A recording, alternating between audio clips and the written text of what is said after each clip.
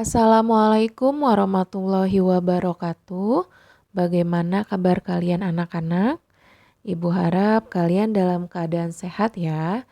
Nah, pada pembelajaran kali ini kalian sudah memasuki bab yang terakhir di semester 2 ini atau bab yang ke-12 yaitu tentang tata surya. Dalam bab ini kalian akan mempelajari bagian dari ilmu alam yang sangat luas, yaitu benda-benda angkasa. Kalian dapat melihat gemerlapnya cahaya bintang di langit saat malam hari yang cerah. Terkadang ada sekelompok cahaya gemerlap yang dikelilingi oleh kabut tipis. Ada juga titik cahaya yang menyendiri dan membentuk gugusan bintang. Dapatkah kalian mengidentifikasi benda-benda langit tersebut? Benda-benda langit dapat teridentifikasi satu persatu setelah diketemukannya teleskop oleh Hubble. Teleskop tersebut berupa rangkaian alat optik untuk melihat benda-benda angkasa yang lebih dekat. Dengan melihat benda langit lebih dekat, para ilmuwan dapat menentukan ciri-ciri atau karakteristik benda langit tersebut. Pada bab ini, kalian akan mempelajari tentang sistem tata surya, kondisi bumi, kondisi bulan, dan gerhana. Pembahasan yang pertama tentang sistem tata surya. Tata surya adalah sistem interaksi benda-benda langit yang terdiri atas matahari sebagai pusatnya dengan benda-benda langit yang mengelilingi matahari. Nah, pada gambar ini itu menunjukkan bahwa planet yang dekat dengan matahari bergerak lebih cepat daripada planet yang jauh dari matahari. Bidang edar planet-planet dalam mengelilingi matahari disebut bidang edar, dan bidang edar bumi dalam mengelilingi matahari disebut bidang ekliptika. Susunan tata surya terdiri atas matahari, planet dalam, planet luar, komet, meteorit, dan asteroid. Matahari adalah bintang yang terdapat di dalam tata surya yang memiliki 4 lapisan, yaitu inti matahari, fotosfer, kromosfer, dan korona. Nah, pada gambar ini merupakan bagian-bagian dari matahari. Yang pertama itu adalah inti matahari. Yang kedua, zona radiasi. Yang ketiga, zona konvektif. Yang keempat, fotosfer. Yang kelima, kromosfer. Yang keenam, korona. Yang ketujuh itu noda matahari yang merupakan bintik yang berwarna hitam. Yang kedelapan, granulasi fotosfer. Dan yang kesembilan, prominensa.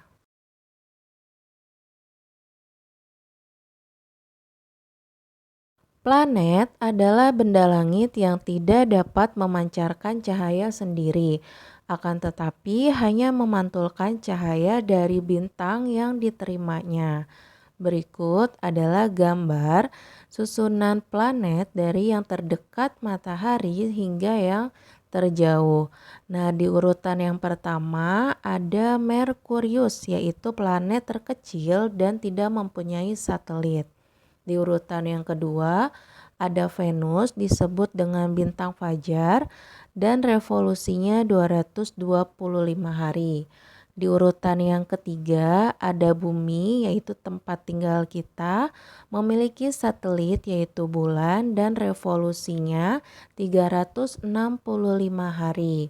Di urutan yang keempat ada planet Mars, disebut juga dengan planet merah. Revolusinya 678 hari dan memiliki satelit yaitu Phobos dan Deimos. Nah, di urutan yang kelima ada planet Jupiter. Planet Jupiter ini dikenal dengan planet terbesar. Satelitnya ada 16 buah dan revolusinya 11,9 tahun.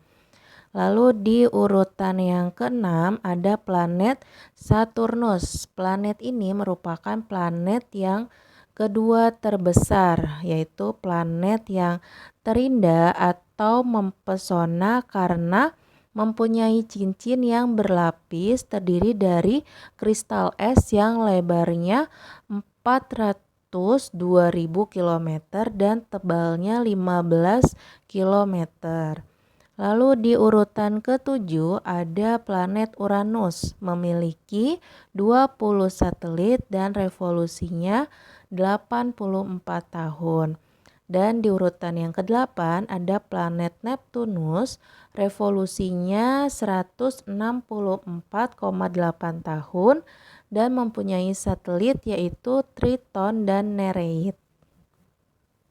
Pada tahun 2006, para astronom telah memutuskan dan menetapkan data-data yang lebih akurat mengenai Pluto.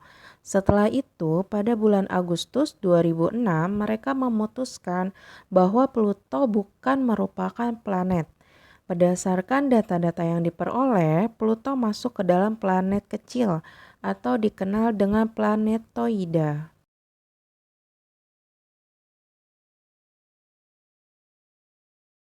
Berdasarkan kedudukan garis edarnya, planet-planet dapat dibagi menjadi dua kelompok, yaitu planet dalam dan planet luar.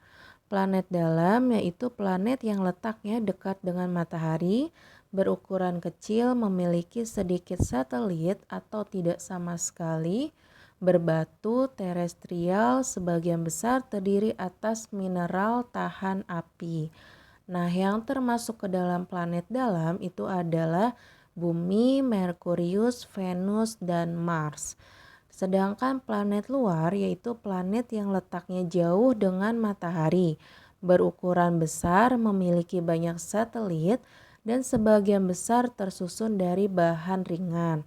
Yang termasuk ke dalam planet luar itu ada Jupiter, Saturnus, Uranus, dan Neptunus. Komet berasal dari bahasa Yunani yaitu kometes, artinya berambut panjang. Komet adalah benda langit yang mengelilingi matahari dengan orbit yang sangat lonjong. Nah, bagian-bagian komet terdiri dari inti komet yaitu bagian komet yang berukuran lebih kecil, padat, tersusun dari debu dan gas. Yang kedua, koma, yaitu daerah kabut di sekitar inti. Dan ada ekor komet, yaitu bagian komet yang berukuran lebih panjang. Meteoroid adalah potongan batu atau puing-puing logam yang mengandung unsur besi dan logam yang bergerak di luar angkasa.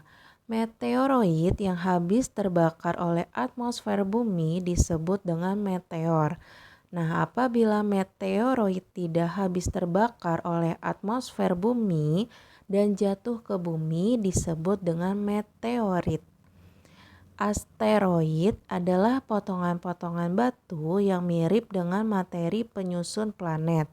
Sebagian besar asteroid terletak di daerah antara orbit Mars dan Jupiter yang disebut dengan sabuk asteroid. Subbab yang kedua yaitu tentang kondisi bumi. Bentuk bumi, nah menurut astronot telah melihat dengan jelas bentuk bumi. Astronot dari atas melihat bahwa terdapat sedikit tonjolan di khatulistiwa dan terdapat bagian bumi yang tidak rata di bagian kutubnya. Hal ini menunjukkan bahwa bentuk bumi tidak benar-benar berbentuk bulat, akan tetapi sedikit lonjong. Bumi berdiameter sekitar 12.742 km. Rotasi bumi adalah perputaran bumi pada porosnya, sedangkan kala rotasi bumi adalah waktu yang diperlukan bumi untuk sekali berputar pada porosnya, yaitu 23 jam 56 menit. Bumi berotasi dari barat ke timur. Nah, kalian bisa perhatikan pada gambar, bagian bumi yang menghadap matahari akan terjadi siang, sedangkan bagian bumi yang membelakangi matahari akan terjadi malam. Terdapat beberapa dampak yang terjadi pada kehidupan akibat gerak rotasi, di antaranya yaitu yang pertama, gerak semu harian matahari. Jika kalian perhatikan matahari dan bintang-bintang di langit, semuanya tampak bergerak dari arah timur ke barat. Nah, sebenarnya benda-benda tersebut tidak bergerak dari arah timur ke barat, tetapi bumilah yang berputar pada sumbunya dari arah barat ke timur. Perputaran bumi inilah yang menyebabkan benda-benda tersebut tampak bergerak. Gerak seperti itu disebut gerak semu harian. Yang kedua yaitu perbedaan waktu. Penduduk dunia menggunakan sistem penanggalan berdasarkan perhitungan waktu rotasi bumi, yakni dimulai dari matahari terbit hingga terbit kembali di esok harinya. Karena terdapat perbedaan waktu matahari terbit di setiap tempat, maka zona waktu di setiap wilayah dibagi menjadi beberapa zona waktu berdasarkan garis bujurnya. Yang ketiga yaitu pembelokan arah angin. Karena bumi berbentuk bulat dan berotasi, maka kecepatan linear bumi di bagian khatulistiwa akan relatif lebih cepat dibandingkan dengan bagian kutub bumi. Hal tersebut dapat menimbulkan pembelokan arah angin. Misalnya ada angin dari khatulistiwa bergerak menuju bagian utara bumi. Dan yang keempat adalah pembelokan arah arus laut.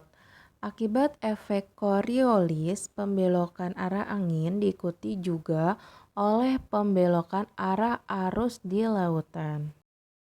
Revolusi bumi adalah perputaran atau peredaran bumi mengelilingi matahari.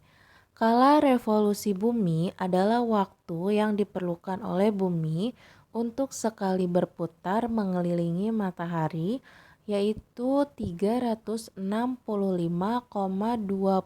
hari atau 1 tahun. Bumi berevolusi dengan arah yang berlawanan dengan arah perputaran jarum jam. Akibat dari revolusi bumi yaitu sebagai berikut.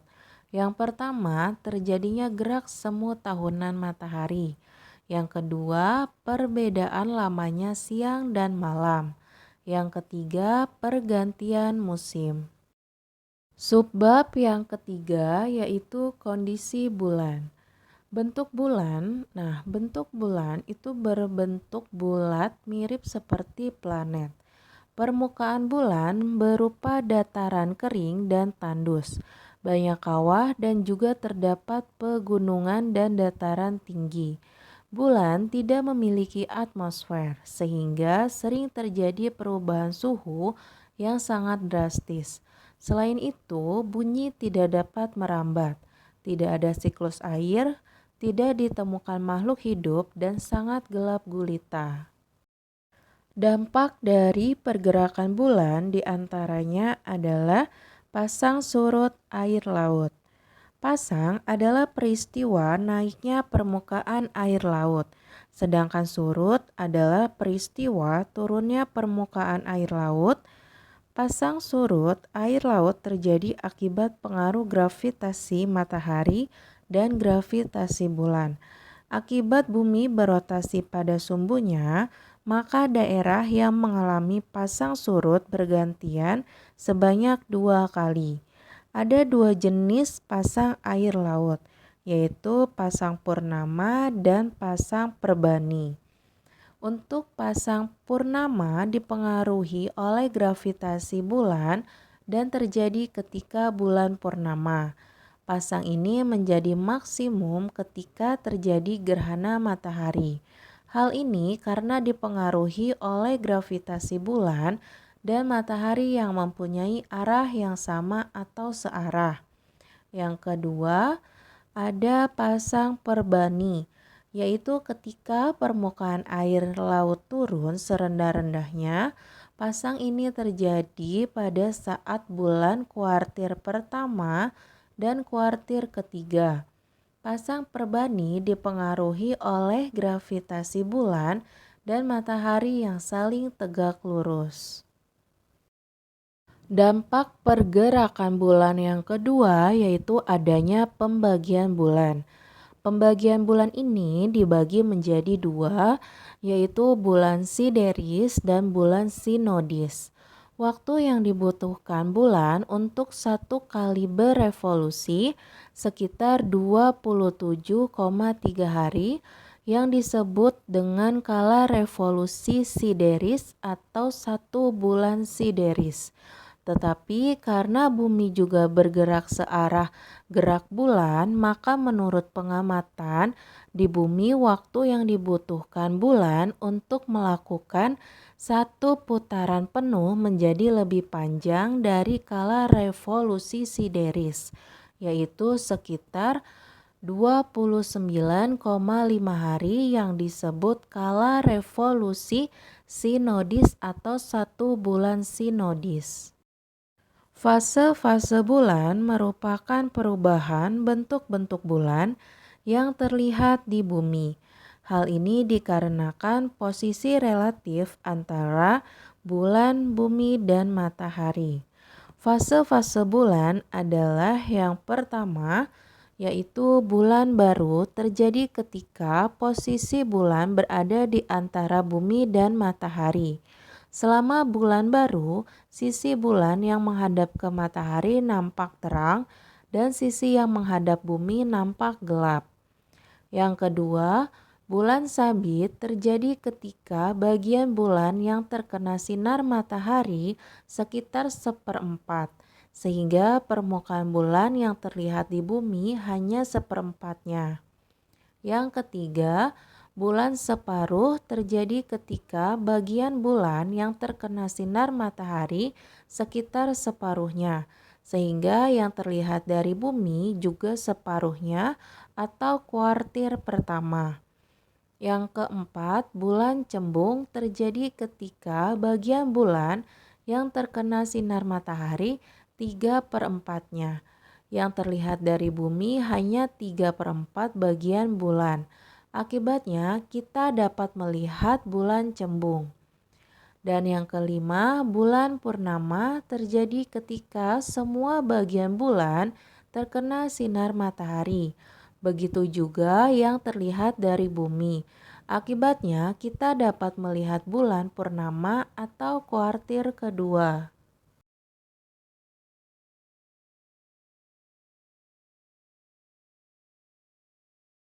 Subbab yang keempat yaitu gerhana. Gerhana terjadi ketika posisi bulan dan bumi menghalangi sinar matahari, sehingga bumi atau bulan tidak mendapatkan sinar matahari. Gerhana juga merupakan akibat dari pergerakan bulan. Gerhana dibedakan menjadi dua, yaitu gerhana matahari dan gerhana bulan. Akibat ukuran bulan lebih kecil dibandingkan bumi atau matahari, maka terjadi tiga kemungkinan gerhana, yaitu yang pertama gerhana matahari total terjadi pada daerah-daerah yang berada di bayangan inti atau umbra, sehingga cahaya matahari tidak tampak sama sekali. Gerhana matahari total terjadi hanya sekitar 6 menit. Yang kedua, gerhana matahari cincin terjadi pada daerah yang terkena lanjutan umbra, sehingga matahari kelihatan seperti cincin. Yang ketiga, gerhana matahari sebagian terjadi pada daerah-daerah yang terletak di antara umbra dan penumbra atau bayangan kabur, sehingga matahari kelihatan sebagian.